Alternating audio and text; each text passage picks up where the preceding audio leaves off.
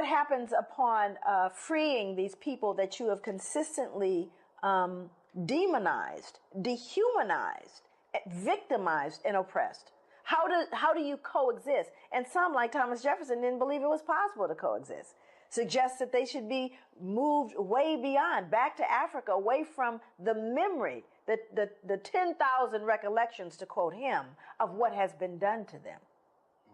That he believed would end up causing the extermination of one or the other race, white or black. He didn't believe they could coexist because we'd remember what was done to us. So what do? You erase the memory.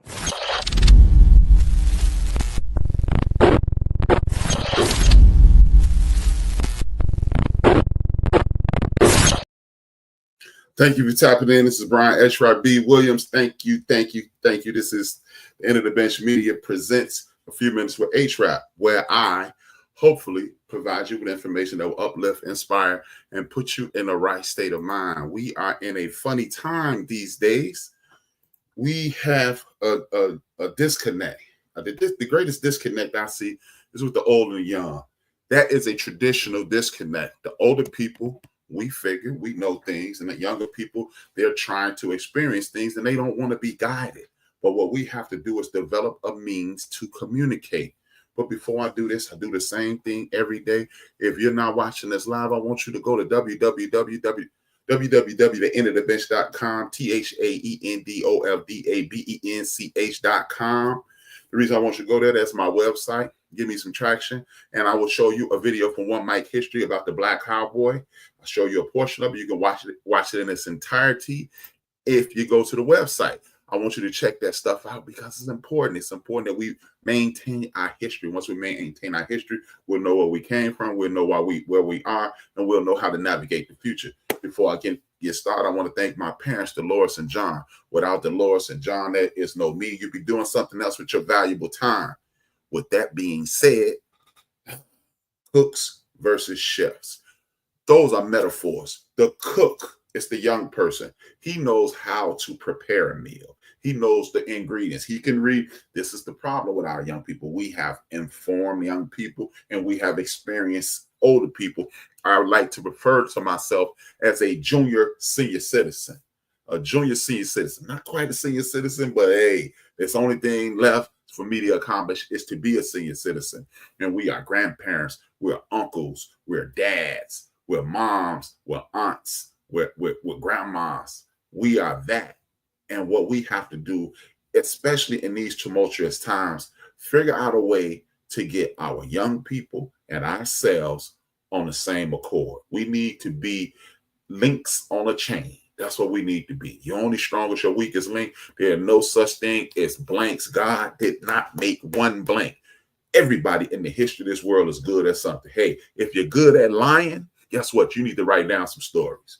If you're good at arguing, you need to be an attorney. You are good at something that people see as a negative. You can invert it and make it a positive and uplift yourself and find your purpose in this world today.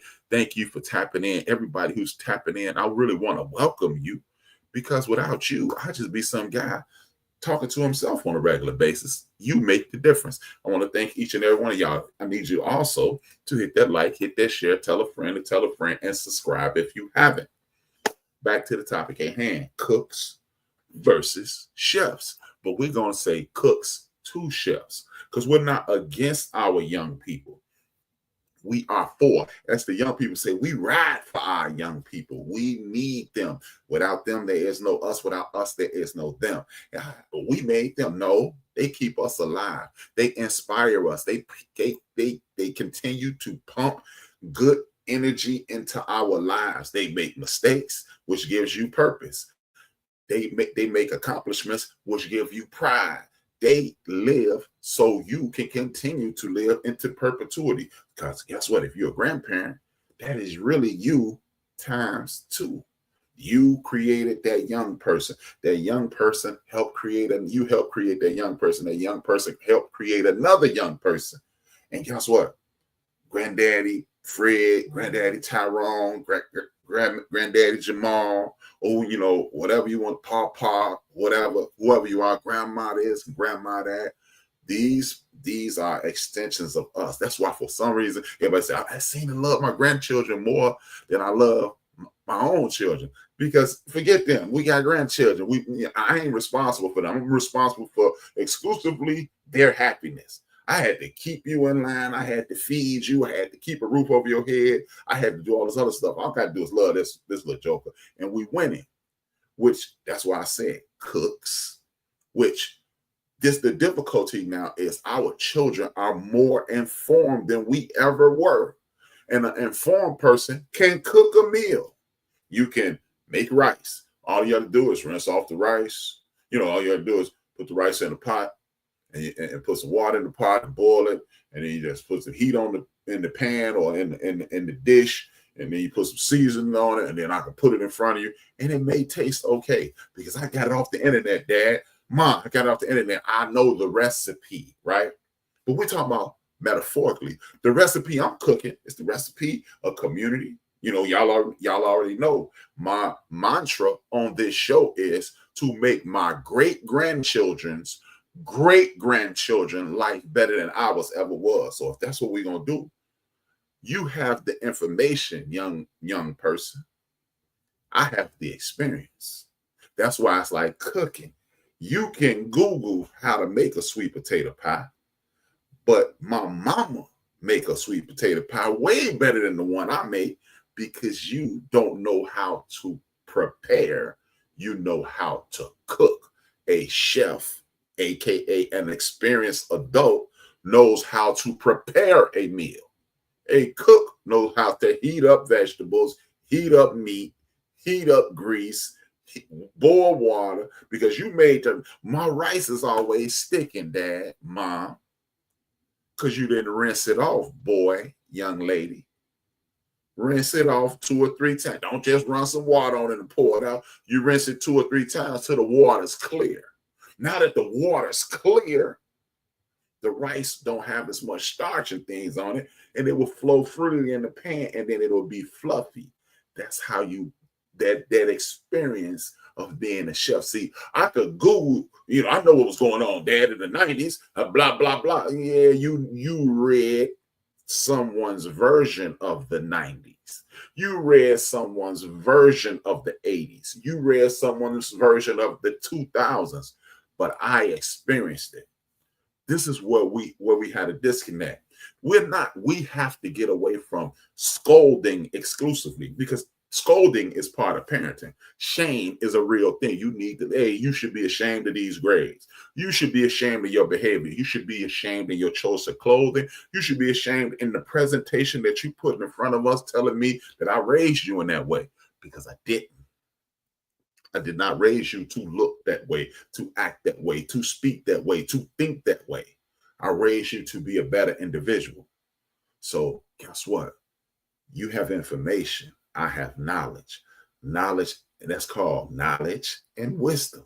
Along with that, we must add understanding. And then when you have knowledge, wisdom, and understanding, you have family, because then love comes into that. You have the knowledge, and they have knowledge. You have wisdom, come together. The understanding. That's why I can talk to you and listen to you as well. See, we can't, when we disconnect with our children, and my perspective is we communicate, we don't communicate with our children. We listen to respond, not to understand. Because guess what? Your 10-year-old child, he sees the world way different than you. And guess what? A 5-year-old will give you the greatest information you'll ever. Oh, I never looked at, because his world is so simple. It's ridiculous. The concept of overthinking has not entered his mind. That 10-year-old does not know how to overthink. That 14-year-old, it works like this. Look, you go to work, you come home, you give me some money because you've been at work all day, every day. You missed my football game because you were at work. So I know you got some money to give me. And you like, ugh. But if we start communicating with our children, look, we're not the richest people, but I can provide you with love, knowledge, wisdom, and understanding. I can give you my faith.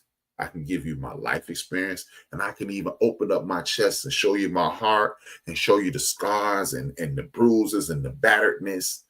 And the reason I'm telling you this is because I need you to understand why I treat you as such. See, we fall into these foolish tropes about if you make it soft on your kids, they'll never understand. No, that's dumb, because I talk to you every step of the way. See, it was this way, it was this way, it was this way, it was this way, it was this way. For example, my mother was direct. It wasn't no him and her. No was a whole sentence. No was no, because I don't blah blah blah blah blah, and don't ask me no darn more. That's what no was. And y'all heard me tell the story. When I was 24, I gave my mother a birthday gift. She said she never had that before. She had been buying it for me my whole life. I was 24. I remember being age 6, and she had got me that. And she said, I never had this before. I said, really? You got it for me? She said, they ain't come buy a dope, get a child size free. And I laughed, and then my whole life flashed in front of me. And I realized all of those no's was I can't really afford that. And there was just no. So later on in life, me and my son, I'm telling my son to do something, and I'm mimicking my mother from the outside, and I'm barking. And she said, hey, remember you told me sometimes you were afraid to talk to me? I said, yeah. She said, he afraid right now. See the beauty in grandparents, parents, children, master chef, cook. BJ is cooking. He ain't cooking to the best of his ability. Brian is supposed to guide BJ to allow him to be a chef. And then I continue to get that knowledge, wisdom, understanding, and love from my mother, which makes me an apprentice to a master chef. But if that's what's wrong with these kids. If you are telling me, hey, tell you what, I ain't gonna get into that. Tell you what, if you've had alcohol before age 21, I know some of your parents didn't say it, but 99 times out of 100, your parents told you not to do that. If you had intercourse before marriage, your parents didn't tell you to do that. If you didn't try your all-time best in class, see, I'm not gonna get into your big time flaws. I'm talking about the basic teenage, ignorant adolescent flaws. If you didn't do those things, then guess what? Your parents thought the same thing. It is food, don't listen. But what I want you to understand is this. You were a cook at that time, and you knew everything. I went to a function this weekend, and it reminded me of something. Mr. Stanton Payne, the disciplinary dean of discipline at my high school, he was assistant principal, went on to be principal, and now he has transitioned into hanging with the Lord right now. But he had this sign. I was the class clown. Anybody who knows me outside of this podcast, I got a joke for every second of the day. Mr. Payne, I got sent to his office. And for whatever reason, I looked up at the wall. And you know what I saw on that wall? I saw a sign that changed my life. He said, are you tired of adults? The sign said, are you tired of adults telling you to do everything? Are you sick of them bossing you around? Are you sick of them telling you how to run your life? Well, go home and pack all your stuff now and leave now, today, while you still know everything. Changed my life. The light came on. I still was the class clown. Forget all that. I'm not gonna tell you the lie that I changed, but it changed my mentality. It allowed me to listen to my elders a little more. So when you say these kids don't listen, you didn't listen either. It wasn't like this to you. You got on your mother's nerves. You got on your father's nerves. You got on your grandparents' nerves. But they continued to pour into that glass that they thought it was not even a bottom. Oh, I got my stuff together. Yeah. I know you were perfect, because it's always a perfect individual listen to the program. But I know you were perfect, but the rest of us was dropping the ball like Willie Gault in the fourth quarter. Chicago joke. But I want you to understand, it's time for the chefs of the Black community, in all communities, because I told you I speak directly to my community, but I'm speaking to all humanities, because Contrary to popular belief, anytime the Black community is doing well, the rest of the world is doing even better. And rising tide lifts all boats kind of way. You know, we make it. Hey, because I've never seen a white version of Dr. King. I'm just saying, white version of Black Panther Party. Well, it's kind of Ku Klux Klan, but that's a different situation. But y'all know what I mean. But I want you to understand, the world hasn't. Oh man, the world is crazy. It was pedophiles, it was gangbangers, it was shootouts, it was drug dealers, it was ignorant people in the world the whole time. You just didn't have Facebook to tell you. For some reason, my brothers and sisters want to download the police blogger, but you know what? Guess what? Yeah, we downloading the stuff that's happening in crime.com. I can't believe this just happened. And the people from the 70s, they had a CB radio, and they told you what was, you heard somebody just got shot on 63rd and Ave, and somebody just shot on Madison. But we didn't know these things because we had other things to do. And now we seem to be focused on chaos. So if you take your mind off chaos and understand now, this is when you parent. This is when you lay out the ingredients for the cook, metaphorically. You lay these ingredients out. This is how you ensure that most of our children, because some people going to go left. That's why in the Bible say, train your child properly and he will always come back. Because even God knew some of these kids dumb. And his kids, meaning us as well. But that's why you train your child properly. That's why you let your child know the difficulties in life. That's why you let your child know, for example, I knew how to get kicked out of Miss Swanko class. So when we were senior ditch day, when we went to see Raw, I knew if I insulted William Shakespeare, I was getting kicked out of class that day. And Larry, Alex, yeah, I'm snitching on y'all. Larry, Alex, and Cedric was waiting on me behind the school. And we went to see Raw at the Woods Theater, downtown Chicago. Indeed. So you let your children know your mistakes. See, because it's easy to see, you shouldn't be, this is your problem. But you let them know I have flaws too. And why I'm on you is because I don't want you to have these problems. I went as far as to tell my son, hey man, I hated school more than you ever could. And literally called my mother and said, Mom, would you tell him? She was like, I had to beat him to sleep at least every 10 weeks. You know, if it wasn't no sports, she was beating me. If football season, I was a good student because I wanted to play. Baseball season, shout out to Alex Brandy. It was I had good grades. Every other time I cut class so much, it's people invite me to other high school reunions and stuff because they thought I graduated from there. But you have to share that information with these young people because they cooking up their life.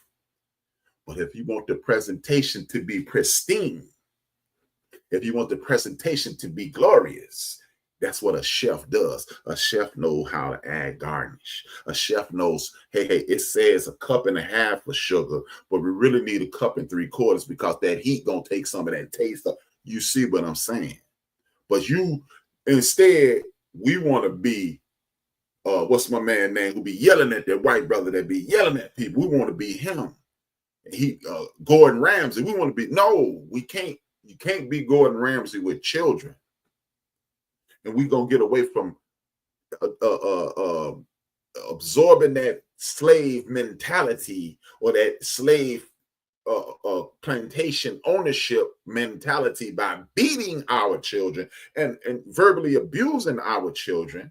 What we're going to do is we're going to talk to them. See, because for whatever reason, in this community, we think, I'm going to slap you verbally, I'm going to slap you physically, and you're going to act out. No, I'm going to regret you and resent you and not want to be bothered with you and not listen. That's the key. See, you can, oh man, see, I got hit. Are you a billionaire? Well, maybe it didn't work. Michael Jackson, he a billionaire. He got hit and he's dead. So I would rather Michael Jackson died about a year away from where I am. I hope, the way it's going, I'm going to get at least 30 more, 35 more out of this. So I would rather be working class, living rap than dead Michael Jackson. No disrespect to the Jackson family. So how about this? If Joe would have explained to them, been just as strict, just as hard, just as tough, and explain, look, Mike, Tito, Randy, look, this house about big as some people's bathrooms. If we can make it. And I don't want to be like this anymore. And I'm gonna let you do what you want to do and be a little giving, because that's how my mother was. My mother had a merit system. You ain't play in my mother's house. You had 4 p.m. Sunday to have all your clothes washed, all your clothes ironed, all collars to the left, all snaps on your pants towards the wall. At my house, socks folded, shirts folded, underwear folded. That was my mother. But if you were late every once in a while, you could still go outside, but she would put the screws to you. And then occasionally you had to get the paddle. So, but now, as a future grandfather, my grandkids are not going to experience that through me and my children, because my children, I afforded my children the privilege to have a spirited debate. And I had to, it took nothing for my daughter. Look, she was going to tell me, but I had to force it out of BJ. And then now we talk. And I need you guys to start talking to our young people. Ain't no such thing as that ain't my child. Now, if the parent pushes you away, then you have to get away. But these randoms on the street, don't be scared to speak because you're scared, because they need seasoning too, chef. We're not just chefs at our table. We're chefs at the community table, at the clan table, at the cultures table. We cannot ignore young people anymore if we want to be in existence. We are too great, we are too awesome to suffer the consequences of oppression. We've come too far. Like if you're a church person, God ain't brought you this far to leave you. Well, we can't get this far and leave our children. And man, these kids, they shut up. You a quitter, and I'm insulting you purposely. You're a quitter, and you haven't applied yourself into these situations. Because if you can make the statement, man, don't nobody help me, well, damn it, that means you understand what the kid's going through. And didn't nobody help me, why should I help them? You just explain why you should help them, because you still bruised emotionally, mentally, and some of us got 1 or 2 scars physically, because you didn't get what you thought was the necessary order to be as successful as you could be. That's why you're going to take these cooks and we're going to take them to chef. And then we become grandparents, we master chefs. And then we just go back to the new cook, throw a little extra seasoning on them. And guess what? By the time they get to be your children's age, they already chefs. And that just continue to enhance. The reason I use that is because everybody can relate to food. And one thing about being in this melanin, we share food. Somebody you ask for a Christmas gift or a real good meal. People take more. A lot of us will say, I don't need that shirt, them pants, that hat, them drawers. Can you make that meal you made? Because guess what? It's a lot of love that goes into food. That's why we're going to take, they say out with the old, in with the new. You got to light the torch. No, we're not going to pass the torch anymore. No, out with the old, in with the new. It's the old with the new. You're going to teach your parents technology, young folks. Parents, you're going to learn from your children. There's nothing new under the sun, but they're teaching you different ways to do it. But we don't have to abandon the old ways. We just have 2 ways to do it now. I remember being in 8th grade, Mr. Gardner, he was the 8th grade instructor, teacher, educator. We're going to call him educator. And Miss Adams was also my personal 8th grade teacher. And they taught you used to take these Iowa tests. They taught us how to get the highest score possible. And they taught us also how to do it meticulously. And then the best part was they told us how to do it fast, and they taught us how to do it efficiently. So you had all of the bases covered. So you got the quote unquote new math with the old way of doing it, and for the best results. As I stated initially, you old goats can be taught something. You teaching me invigorates me. And I'll teach you the old way so you can hand mix it to my grandchild. So you're going to mix it down. This entire program is metaphorically about cooking. That's why I got the kitchen behind me, because that's where we show love. You have conversations, kitchen conversation. You, your mama, your grandmama, your granddad, people talk in the kitchen in our community. And we got to get back to that. Hey, I would argue, I would have a conversation where I would guess that most people in this community, your favorite holiday growing up was Thanksgiving, because you had your cousin you haven't seen in a long time. You had your favorite aunt come over. Everybody had a good time. Food is paramount to us. That's why I said this. You know, y'all young folks, y'all microwave, y'all Instapot, y'all what's my favorite one? Air fry. We cook. All of those things are great, but it ain't nothing like standing up over that pot sweating.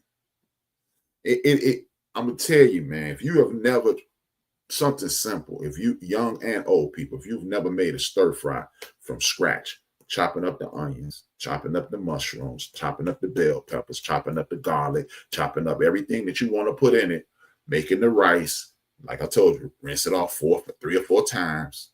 Make sure the water clear so it won't stick. Throw your little salt in there if that's what you do. But when you put that food on a plate, you're in a different mindset. You come in stressed out, prepare a meal. See, it's one thing, young people cook. We prepare meals, but together we can have a meal. See, so yeah, you buy me the Instapot, buy me the air fryer, but I need to get you this cast iron skillet, this cast iron pot, so we can get them juices flowing. See, we don't have to get rid of the old to have new. It's something special about the crackling of a 45 that just not in the MP3 and the CD. That's why people like Dr. Dre put it in there. We don't have to get rid of the old. The old enhances. Hey, if you don't believe me, go to your mama's house, fry egg on a cast iron pot, go home and cook the same egg, scramble the same egg in one of them non-stick pans. I guarantee you it's a different taste. This is why we need each other. You're going to pump new life into me, and I'm going to pump that old soul into you. See, oh man, I ain't gonna go to church because they be ... Stop it with the foolishness. First and foremost, they did alter our spiritual doctrine, but the doctrine is written so perfectly that even when you twist it and turn it, it comes back to the same thing, man. You get the same meat of life. And I've never heard a spiritual person, not religious person, say, I read several books in accordance to. Why? If you're so spiritual, everybody has a baseline. You can't say, I'm a cook. What if you cook peanut butter and jelly? No. Fish sticks is not cooking, homie. So what we need to do is, if you're spiritual and you don't have a religious base, or you don't have a faith base, or if you don't have a doctrine that you subscribe to, look into other things to enhance. Look past that. Look past 1474, when the Pope of Portugal, when the Pope said, hey, we can enslave people, because see, you've been tricked into believing Black history started 1619. That's when they fought the first Black people over here. Wrong. The Folsom people were here 10,000 years ago, and then I can give you several other instances. Black Seminoles, Black Thought, the lead rapper in the Roots. Guess what? His family was here in the 1300s. So we're not gonna really get into that. But what we're going to do is start researching and stuff. So you got that Google machine in your hand, and I know everything. You know, I know God's last name, last 4 numbers of Jesus, Social Security. No, you can Google all that all you want, but it's not going to be beneficial to you. Make sure everything you look into is beneficial to you, sister, brother, uncle, aunt, cousin, or whoever you profess to be, because you have to have a starting point no matter what it is. You just cannot be a master at anything until you master the concept of studying. See, a lot of people have gone through a lot of things, so you won't have to deal with the foolishness that you deal with on a regular basis. And I want you to understand that. Now the screen is changing. I'm doing live production because I was moving too fast. But I want you to understand this is what we're dealing with on a regular basis, brothers and sisters. We don't have to deal with the foolishness, but we must understand who and what we are. I should minimize this, but I'm not, because I'm doing live production and we're gonna do it the way I'm gonna do it. I don't need you to help me. I need you to watch me. I ain't ask you for no assistance. You ain't Spike Lee or Bill Curtis. Not my show. But on the serious side, I want you to understand this. This is how great we are. I'm gonna play this video. I got to rewind it. It's moving too fast. I'm gonna rewind it, and I want you to understand where you come from or who you are. Because when you get a taste of who you are and where you come from, you'll know where you're going. You'll know nobody can tell you anything about you. So what I'm gonna do is minimize this. I'm gonna turn this volume up, minimize this, and we're gonna get it cracking. I'll be back shortly. Culture in America, as we know it, occurred around the late 19th century when the cattle population exploded here in America. But did you know that at least 25% of all cowboys were Black? So today we're going to talk about the history of the Black cowboy. And if you like stories like this, you can find more stories like this at onemikehistory.com. Also, I have a second channel called One Mike 2. Please subscribe. But without further ado, let's get started. The cowboy is a symbol of the American West. It has its roots that stretch all the way back to ancient times and across continents, combining traditions from northern Mexico, vaqueros, and European culture, specifically Spanish influence. This blend started all the way back in the 16th century when Spanish conquistadors brought their cattle ranching practices along with horses and cattle to the Americas. See, at that time, horses had become extinct in the Americas. This radically changed the landscape and set the stage for cowboy culture to cultivate. These early horseback cattle herders adapted to the vast lands and sparse grasslands in what is now today Mexico and the southern United States. The term cowboy is, of course, rooted in Spanish culture.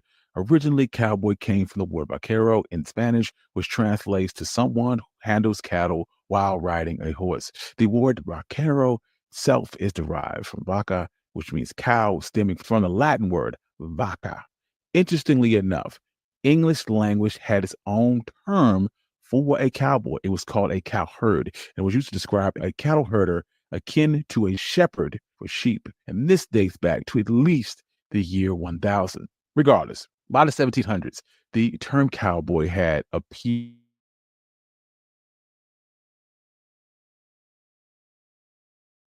in and the 1850s in the British Isles, not referring to a person who was skilled on horseback like we know today, but young boys that were tasked with tending to family or community cows. By the year 1849, the term cowboy started to become popular, and not everyone was quick to use it. Many still like to call themselves cowhands, drovers, stockmen, but they all meant the same thing: a person who handled cattle. As stories and legends of the American West began to spread, new versions of cowboys popped up, like a cowpoke. Cowpoke was originally used for someone who helped move cattle into trains. Despite these new terms, cowboy continued to be widely used, especially in the vast areas of the American plains and the Rocky Mountains. Interestingly enough, the cowboy legend was not simply limited to men. A few women embraced the lifestyle, and this led to the inclusion of the term cowgirl into the narrative. This job was initially taken up by young adults who often started as early as in their teens and were the primary participants in this very demanding way of life. These young cowboys came in a diverse mixture of American freedmen, Mexicans, and white settlers from various parts of the United States. They all shared in this high risk, low paying work that was integral to cattle ranching across the vast American landscape. Despite their diverse backgrounds, a collective cowboy image would start to emerge, built on the trials and tribulations of their work and the camaraderie that they fostered. This shared experience, along with the necessary skills for cattle ranching and the mobile freedom provided by horseback riding contributed to the enduring legacy of cowboys in America. But in the context of African Americans, they began to work as cowboys as far back as the colonial period. The first proof that we see of Black cowboys comes from South Carolina, where enslaved individuals skilled in managing cows were brought here from Senegal specifically for their cattle ranching abilities. In the early 19th century, white Americans started to move into Texas. They were attracted by cheap land and, in some cases, to escape debt in the United States. Even though Mexico had outlawed slavery at the time, these new settlers brought their slaves to work with them on their cotton farms and their cattle ranches. By 1825, enslaved people made up 25% of the settlers in Texas, a number that would increase to 30% by 1860, with that year's census recording 180,000 enslaved people in the Texas area. Now, with that being said, as you see, the things that you've heard about cowboys are skewed. This is why. How does this tie into what we talk about today? Because when you know how to handle things, people will put you in place. As I've said, you've heard me say it once, you've heard me say it 1,000 times. They did just not go to the continent and throw a big net over the continent and grab people and pull them. They pull agriculturists. They pull herbalists. They pull people who could do a myriad of things, builders, brick masons, and things of that nature, architectural geniuses. They pull that from the nation. They pull that from the land because they wanted this to be a great place, and they knew they couldn't do it. They tried to enslave the people who we identified at one point as Indians. They couldn't take it, and they said, we know what some master builders, we know what some architectural geniuses, we know some agricultural geniuses, and we know some animalistic geniuses, or meaning people who can work with livestock and animals, as you heard. And if you want to hear the rest of it, all you need to do is go to One Mike History here on YouTube, or I would prefer that you go to www.theendofthebitch.com. Watch both. This, if you got here late, you watch this. If you got here on time, you watch both. You watch both videos in its entirety on www.theendofthebitch.com. Hit that like, hit that share, tell a friend and tell a friend and tell a friend to tap in, and you'll get that information. But again, this is how they poured into their children. They poured into their children, like the old and the new. Like I said, this is how they poured into their children. So your father was a brick mason. Your mother was an agriculturalist. You know, your grandmother was an herbalist.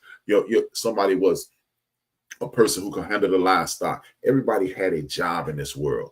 We have to, what did they do? They poured into them and made them masters at what they did. We're no longer doing that because we will fall apart and wait for somebody else to do it.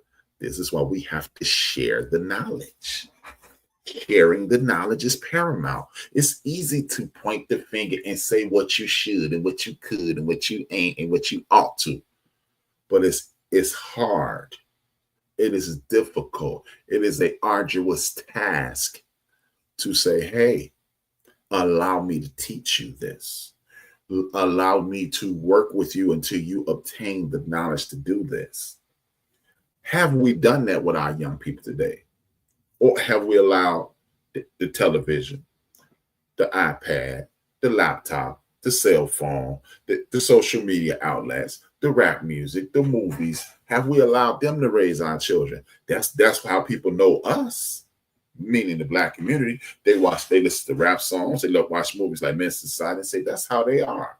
And if you don't believe it, because y'all think, for whatever reason, y'all think white girls will run up the stairs if a axe murder was here. See, that's some white girl stuff. And that's some dumb stuff for a movie because they don't want it to be over in 10 minutes. Because if you just ran your behind out the house and to safety, the movie over. But we equate that with their culture. Why you think you call tank tops wife beaters? Because at one point there was another name to it, and it's a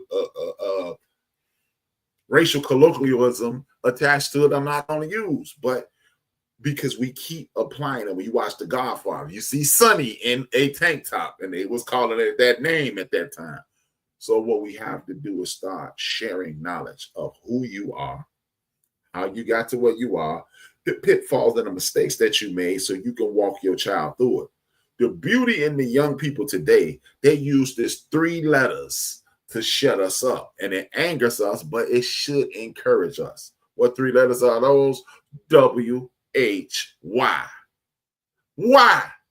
And when I was a kid, I couldn't ask that, and that was wrong. That was wrong. Our parents were not perfect. They did the best. They did their best with what they had. Now that you got information from your parents, and you've been a parent, and you potentially a grandparent, why would you have your child follow in your footsteps? Do you want your child to work the hardest? Yes.